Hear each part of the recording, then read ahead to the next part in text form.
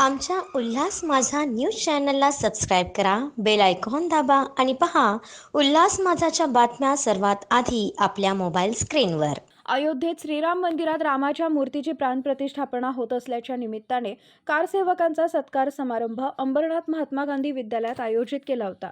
माजी नगराध्यक्ष पौर्णिमा कबरे, अनिल भदे, संजय आदक, दिनेश तावडे यांच्या अध्यक्षतेखाली भव्य दिव्य सत्कार सोहळा आयोजित करण्यात आला होता। या सोहळ्याला सत्संग विभाग, विश्व हिंदू परिषद केंद्रीय सहमंत्री महेंद्र उर्फ दादा वेदक यांची विशेष उपस्थिती लाभली। अयोध्येमध्ये दिनांक 22 जानेवारी 2024 रोजी श्रीरामांच्या भव्य मंदिराची पुनर्स्थापना होत आहे व श्रीरामांच्या मूर्तीची प्रतिष्ठापनाही होत आहे। तमाम हिंदूसाठी हा आनंदाचा, औत्सुक्याचा व गौरवाचा दिवस आहे। हे मंदिर उभे राहावे म्हणून आपल्या विभागातील ज्या कारसेवकांनी जीवाची बाजी लावून प्रयत्न केले त्या सर्व कारसेवकांचा सत्कार आज आम्ही केला। ज्या कारसेवकांमुळे आपण भव्य श्रीराम मंदिर उभे राहू शकलो त्या कारसेवकांचा सत्कार आम्ही कर्तव्य म्हणून केला, असे प्रतिपादन यावेळी स्वागतोत्सुक बेटी बचाओ बेटी पढाओच्या प्रदेश विभागीय प्रभारी पायल कबरे यांनी यावेळी केले। अंबरनाथचे आमदार बालाजी किनीकर यांच्यासह माजी नगराध्यक्ष सुनील चौधरी, भाजपच्या महिला शहर अध्यक्षा सुजाता भोईर, माजी नगरसेवक सुभाष साळुंखे, माजी नगरसेविका अनिता संजय आदक, माधव भंडारी, आमदार संजय केळकर, बेटी बचाओ बेटी पढाओ महाराष्ट्र प्रदेश अध्यक्ष डॉक्टर शुभा पाध्ये, भारत फुलोरे, रोहिणी भोईर, अशोक गुंजाळ, कल्पना गुंजाळ यांच्यासह विविध पदाधिकाऱ्यांची उपस्थिती दिसून आली।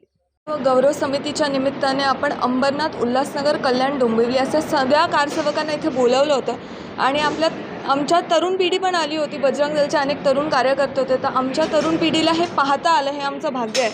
आणि अनेक मान्यवर होते, शुभाताई पाध्ये होत्या बेटी बचाओच्या आपल्या महाराष्ट्राच्या संयोजक, आमदार संजयजी केळकर, आमदार बालाजी किनीकर आणि दादा वेदकजी, माधवजी ह्यांच्यामुळे कार्यक्रमाची शोभा वाढली आणि अंबरनाथकरांना आज हे अनुभवता आलं आणि आपल्या जिल्ह्यातले कारसेवक हे सगळ्या लोकांसमोर यावे, त्यांना प्रसिद्धी मिळावी की कोण होते ते, त्या काही गेले होते आपल्या जीवाची पर्वा न करता, हे लोकांसमोर यावं। हे अंबरनाथ, कल्याण, डोंबिवली, उल्हासनगर ह्या सगळ्या शहरांसमोर आपले कारसेवकांनी इतरांनी देखील त्यांच्या शहरात त्यांचा गौरव करावा, ह्या हेतूने आम्ही केलं होतं।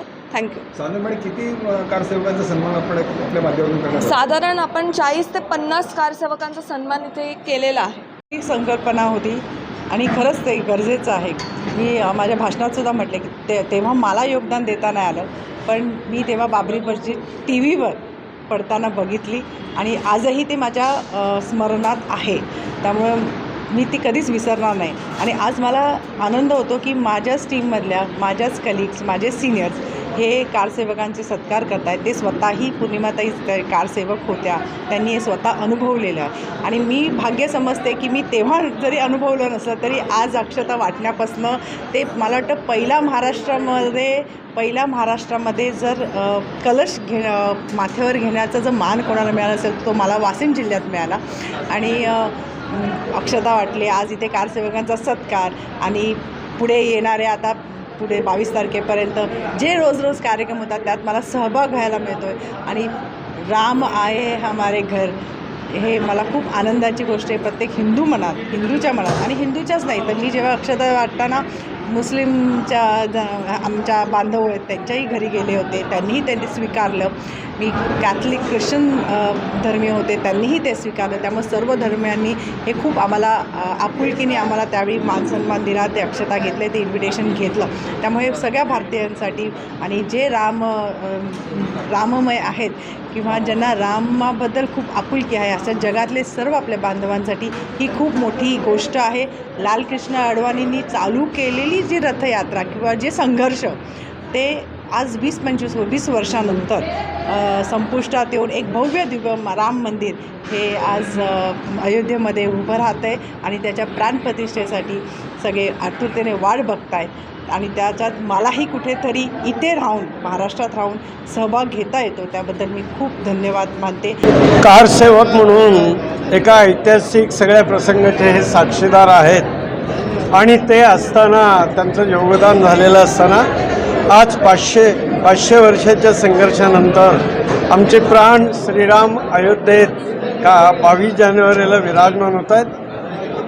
विलक्षण असा आनंदाचे ते सगळे अधिकारी झालेले आहेत आणि भारत मातेला राष्ट्र मंदिर म्हणून जगाच्या गुरुस्थानी विराजमान करण्यासाठी या क्षणापासून रामभक्तांनी कारसेवकांनी कटिबद्ध होऊन तनमनधन अर्पण करायचं. जी तुम्ही भाषणामध्ये बोललात की शिवसेनेचे कारसेवक नव्हते, नेमकं काय म्हणजे ते लोक बोलतात आमच्या कारसेवकांनी हे केलं. ध्येयवादाचा म्हणजे ते आपलेच आहेत, पण 100% तिथे नव्हते. 6 डिसेंबरला मी तिथे होतो ना. म्हणजे काय नेमकं म्हणायचं काय आपलं म्हणणं हे थांब रे यार. बाळासाहेबांनी छान भूमिका तेव्हा फक्त व्यक्त केली की ज्या कारसेवकांनी हा ढाचा पाडलाय त्यांचा मला अभिमान आहे. आमच्या उल्हास माझा न्यूज चॅनलला सबस्क्राईब करा, बेल आयकॉन दाबा आणि पहा उल्हास माझाच्या बातम्या सर्वात आधी आपल्या मोबाईल स्क्रीनवर.